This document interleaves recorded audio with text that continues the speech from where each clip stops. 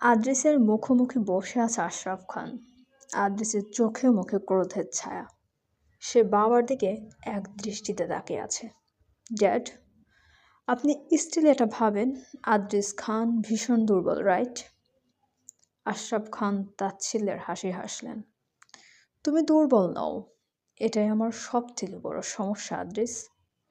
Dad, this is last time. I am asking you, where is she? Ashraf Khan বিরক্ত ভঙ্গিতে বললেন, I don't know Adris. বারবার কেন আমাকে জিজ্ঞেস করছো তুমি? সমস্যা কি তোমার? আমি সকাল থেকে কাজের চাপে আছি, বাড়িতে পর্যন্ত ফিরিনি। ওকে একবার পেতে দাও, ওর পা দুটো ভাঙবই। তার সাথে এর পেছনে যতগুলো মানুষ জড়িত সবার কবর খুলব। যা যা করবা করো। আমি সত্যি এবার কিছুই করিনি। আদ্রিতা নিজে না যেতে চাইলে ওকে কেউই পাঠাতে পারে না কোথাও। এই জন্যই ওর পা দুটো আগে ভাঙবো। এই যে ওর উইশ। তোমার ব্যক্তিগত সম্পত্তি পা ভাঙবে না, গোটা মেয়েটাকেই ভেঙে রাখবে, সেটা তোমার ব্যক্তিগত বিষয়। আদ্রিস ঘাড় কাট করে হাসে। ফার্স্ট টাইম তোমার কোনো কথা শুনতে ভালো লাগলো ড্যাড। ঠিকই বলেছ, আমার সম্পত্তি। If she is not mine, I will love to burn her alive. Ashraf খান চোখজোড়া অবাকের চরম সীমায় পৌঁছে গিয়েছে আদ্রিসের শেষ কথাটা শুনে। আদ্রিস বসা থেকে উঠে বেরিয়ে যায়। রেভেন আদ্রিসের জন্য ওভারকোট নিয়ে দাঁড়িয়েছিল বাহিরে। আদ্রিসকে বের হতে দেখে রেভেন এগিয়ে যায়। বস, ঠান্ডা অনেক বাইরে। আদ্রিস কোটটা নিয়ে নেয়। আদ্রিসের ফোন বের করে কল করে স্যারকে। হ্যালো আদ্রিস। ভাইয়া, 1 ঘন্টার ভেতর প্রশাসন হাতে চাই। মানে কীভাবে কি করব আমি? জানি না কীভাবে কি করবে। আমি জাস্ট 1 ঘন্টা সময় দিচ্ছি। আমাকে জাস্ট লিঙ্ক করে দাও। আমি কমান্ড দেব, সবার কাছে পৌঁছে যাওয়া চাই। ভাই, তুই বাংলাদেশে আসিস? ওটা রাশিয়া নয়। আদ্রিস গাড়ির দরজায় হাত দিয়ে থেমে যায়। That's what I am trying to say. রাশিয়ার ক্রাশনো স্কার্স ক্রাই এর থেকে 16 গুণ ছোট দেশটায় কন্ট্রোল করতে পারবে না। তুই যা বলিস সবসময় এত দ্রুত কাজ করা সম্ভব হয় না আমার। আদ্রিতার প্রশ্ন, ভাইয়া, জাস্ট এই একটা কাজ করো, এরপর ওর পায়ে আমি শেকল দেব। কথাটা বলে আদ্রিস কল কেটে দেয়।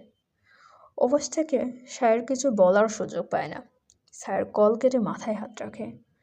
আদ্রিস, তুই আমাকে কবে মেরেই ফেলবি বেয়াদব।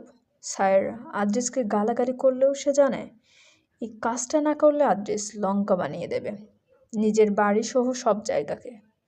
সে ফোন করে কাউকে, হ্যালো মিস্টার জাভিয়ান। দুপুরে তীব্র রোদ, তাপ মাথায় নিয়ে আদ্রিতা স্কুলের পেছনে এসেছিল। এরপর গাড়িটা দেখতে পায়, কিন্তু গাড়িতে ওঠার পর তার কিছুই মনে নেই। চোখ খুলতে নিজেকে অদ্ভুত একটা জায়গা আবিষ্কার করে আদ্রিতা। চারিদিকে খড়কুটো ছড়ানো, কোনো কিছুর গোদাম লাগছে। আদ্রিতা উঠে বসে, মাথায় হাত রাখে। কি হচ্ছে তার সাথে কিছুই বুঝতে পারছে না সে। আদ্রিতা এদিক ওদিক তাকায়। না, জায়গাটা তো সে চেনে না। সামনে ভাঙ্গাচোরা একটা জানালা, বাইরে ল্যাম্পপোস্টের আলো। সেই ভাঙ্গার ফাঁকে প্রবেশ করে রুমে। মৃদু আলোতে যতদূর দেখা যাচ্ছে, আদ্রিতা বের হবার সময় কোনো শীতের জামা পরে আসেনি। তার এখন বড্ড শীত লাগ করছে। আদ্রিতা উঠে দাঁড়ায়।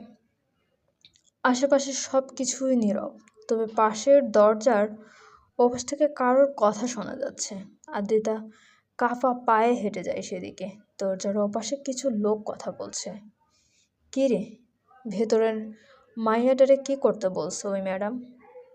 মেয়েটাকে কাল ট্রাকের মায়াদের লগে দুবাই পাঠাই দেওয়ার কথা বলছে। তার মানে এইটাও পতিতা হইব? হ, যেটা কইছি এইটাই। তইলে হেরে আউজরাইতে ভোগ করলে কেমন হয়? আদ্রিতা কথাটা শোনা মাত্র মুখ চেপে ধরে নিজের। আমিও হেরা ভাবছি ওই ম্যাডাম কইছে যা খুশি তাই করতে। হে মেলা সুন্দরী আছে। কি কর সাব? হ, প্রথম আমি যাইব। হ বস, আপনি প্রথমে যাই আনবেন, এইটাই হইব। চল তাইলে। হ, শেষ ব্যাগটা লিয়ে লই, রাইত পয়রা আছে তাই না? আদ্রিতা কথাগুলো শুনে ভয়ে পিছিয়ে যেতে লাগে। এদিক ওদিক কিছুই ভালো দেখা যাচ্ছে না। ভাঙ্গা জানালাটার কাছে গিয়ে জানলা দুটো খুলে ফেলে, পাল্লা দুটো খুলে ফেলে। কাঠের পাল্লায় ঘুণ ধরেছে, ফলে আলতো ছয় সেটা খুলে আসে। জানালাটা ফাঁকা, কোনো লোহা দেওয়া নেই।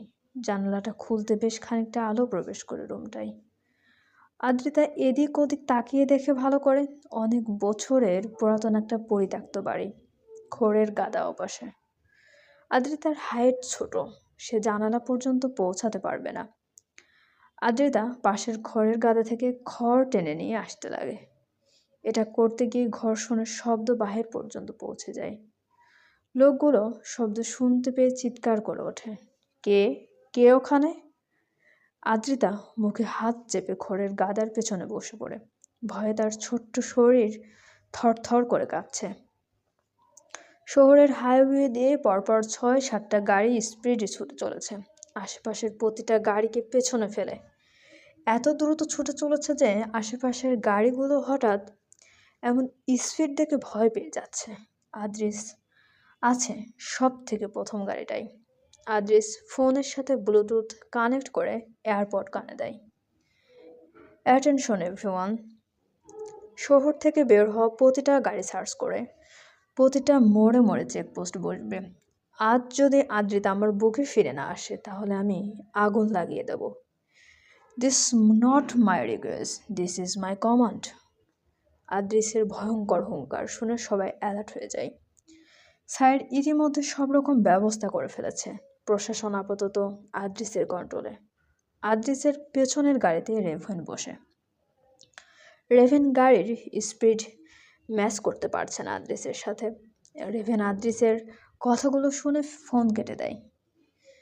এমন সময় ডিটেকটিভের থেকে রেভেনের কাছে কিছু ইনফরমেশন আসে।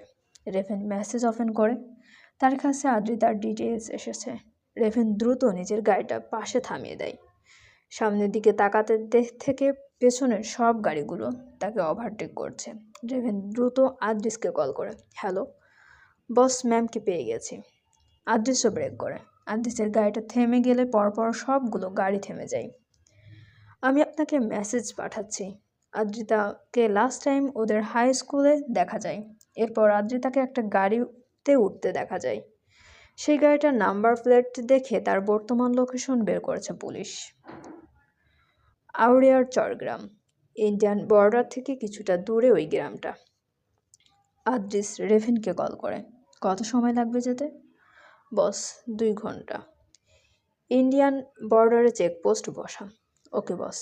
আদ্রিতা খড়ের পালার পেছনে লুকিয়ে থাকে। ওখানে ছেলে ছিল 4 জন। তাদের ভেতর 2 জন ভেতরে এসে আদ্রিতাকে না দেখে পাগলের মতো খুঁজতে থাকে। আদ্রিতা নিজেকে পুরোটা খড়ের পালার ভেতর ঢুকিয়ে নিয়েছে। ভাই দেখো, জানালা ভাঙ্গা, মাইয়া পলাইছে। হ, চল দ্রুত। কতক্ষণ আগে পলাইছে কে জানে। হ ভাই, ওই ম্যাডাম জানলে আমাকে খবর আছে। ছেলেগুলো সব বেরিয়ে যায়, আদ্রিতা বের হয়। তার অ্যাজমা আছে, নিঃশ্বাস আটকে আসছে। আদ্রিতা বুকে হাত দিয়ে বসে পড়ে মাটিতে। কিছুক্ষণ বসে থেকে ভাবে, এখন বসার সময় নয়, ওরা ফিরে আসবে যে কোনো সময়। আদ্রিতা বেরিয়ে পড়ে। গ্রামটা অতি সাদামাটা, সব মাটির ঘর। তাও মনে হচ্ছে কেউ থাকে না। অন্ধকারে ভালো দেখাও যাচ্ছে না। আদ্রিতা এদিক ওদিক না তাকিয়ে দৌড়াচ্ছে প্রাণপণে। যদিও অন্ধকার, তার উপর পায়ে নেই জুতা, শরীরে নেই শীতের কাপড়। কনকনে শীতে পা দুটো যেন জমে যাচ্ছে। ইটের কুটি পায়ে লেগে কেটেছে 2-3 জায়গা। তবু আদ্রিতা থামছে না। সম্মান না থাকলে এ জীবনের কি মূল্য? আদ্রিতা বহু দৌড়ে একটা বাড়ি দেখতে পায়। সেদিকে এগিয়ে যেতে নিলে দেখে একটা লোক বাড়ির দরজায় কড়া নাড়ছে। কিছুক্ষণ পর একটা মহিলা বের হলো, হুম ছাড়তে ছাড়তে। কিসে ভাই, এইদিকে কোনো মাইয়া আইছে? কই না তো। আমি তো কেবল ঘুমাইলাম। ও আসলে আমাকে কইও তো, আবার ধরা মাল পলাইছে নাকি? হ ভাবি, পাইলে কইও। ভাই আমাকেও মায়েরা ফেলবে। আচ্ছা কইব নে। ছেলেটা বেরিয়ে যায়। আদ্রিতা এসব শুনে আড়ালে লুকায়। এ বাড়িতে বিরাট এক খড়ের গাদা আছে। আদ্রিতা তার পেছনে গিয়ে লুকায়। লোকটা হেঁটে এসে কারোর পদধ্বনি শুনতে পায়। এদিক ওদিক তাকায় এবং হাতের টর্চ লাইটটা জ্বালে, কিন্তু আশেপাশে কাউকে না দেখে সামনের দিকে অগ্রসর হয়। আদ্রিতা হাঁপ ছাড়ে। কি করলো সে? কি হলো এগুলো? কিছুই বুঝতে পারছে না সে। প্রচণ্ড ঠান্ডা লাগছে তার। কি করবে এখন সে? আদ্রিতা মাথায় হাত দিয়ে বসে পড়ে। হঠাৎ হঠাৎ করেই চুলে কারোর শক্ত মুঠি অনুভব করে তাকায় আদ্রিতা। মাগি, এইখানে লুকাইছস তুই? তোর যা লাইগা আমার স্বামী কিনা কষ্ট করতেছে। আদ্রিতা কান্না করে দেয়। মহিলার হাতটা ধরে বসে। আ আমাকে আমাকে ছাড়ুন প্লিজ, আমার লাগছে, বিশ্বাস করুন। আমি তেমন মেয়ে নই, আমাকে সাহায্য করুন। আরে তোরে আমি সাহায্য করব? কি ভাবস নিজেকে, নায়িকা অপবিশ্বাস নাকি? এরকম কতজনে কয়। আমার স্বামী তো গো টেকা দিয়া কিনা আনে, শালের ঘরের শালি। আদ্রিতা মহিলার পায়ে পড়ে যায়, বারবার ছেড়ে দিতে বলে, কিন্তু মহিলা তা না করে আদ্রিতাকে টানতে টানতে ঘরের ভিতর নিয়ে যায়। এই শালি চুপ, কথা কইস না, গ্রামের মানুষ জাগাবে নাকি? মাগি, মায়া গো, কথা কইতে নাই এত। আদ্রিতা মহিলার দু পায়ে হাত রাখে। আমি আমি এমন মেয়ে নই আপু, প্লিজ এমন করবেন না। এই শালি থাম, বেইন্দা রাখবো নাকি? হ্যাঁ। মহিলা এসব বলছিলই, এমন সময় বাইরে একটা গাড়িও এসে থামে। ওই তো স্বামী আইছে, এইবার হে তোরে ঠিক করব। মহিলা বলতে বলতে 4 জন লোক ভেতরে প্রবেশ করে। এই মাইয়া কি ঘোলটা খাওয়ালো মায়েরি? হ ভাই, বাঁধুম হেরে, নয় হেরে আগে বিলাস করি। লোকটার ঠোঁটে বিশ্রী হাসি। আদ্রিতা ভয়ে মহিলার পা দুটো ধরে বারবার বলছে ছেড়ে দিয়েতে। মহিলা আদ্রিতাকে লাথি মেরে বেরিয়ে যায়। আদ্রিতা 4 জনকে একসাথে এগিয়ে আসতে দেখে ভয়ে পিছিয়ে যেতে লাগে। ওদের ভেতরে একজন আদ্রিতার পরনের ওড়নার হাত দিতেই ব্যাং ব্যাং ব্যাং চলবে। গল্পটি আপনাদের কেমন লাগছে অবশ্যই কমেন্ট করে জানাতে ভুলবেন না, এবং চ্যানেলটি সাবস্ক্রাইব করে আমাদের সঙ্গে থাকুন। অনেক অনেক ধন্যবাদ।